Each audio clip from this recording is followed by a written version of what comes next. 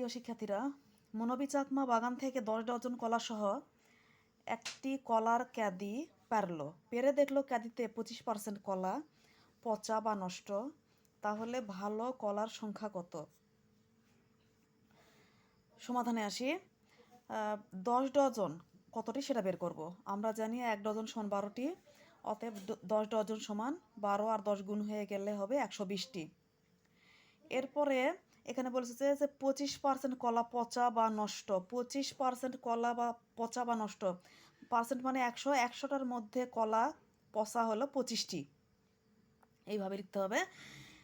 100টি কলার মধ্যে পচা বা নষ্ট 25টি, অতএব একটি কলার মধ্যে পচা বা নষ্ট, উপরে 25 নিচে 100। অতএব মোট কলা কত এখানে? 120টি। মোট কলা কিন্তু 10 ডজন মানে 120টি। তাহলে 120টি কলার মধ্যে পচা বা নষ্ট 25-এর সাথে 120 গুণ হয়ে যাবে আর নিচে 100 হবে। এরপরে 25 দিয়ে যদি 100কে ভাগ দিই তাহলে 25 আর 100 কাটলে হবে 4 25-এ 104।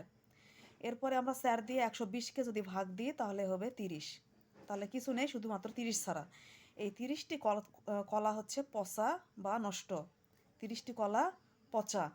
তাহলে আমাদের উত্তর কিন্তু চাইছে তাহলে ভালো কলার সংখ্যা কত? তাহলে ভালো কলার সংখ্যা কত?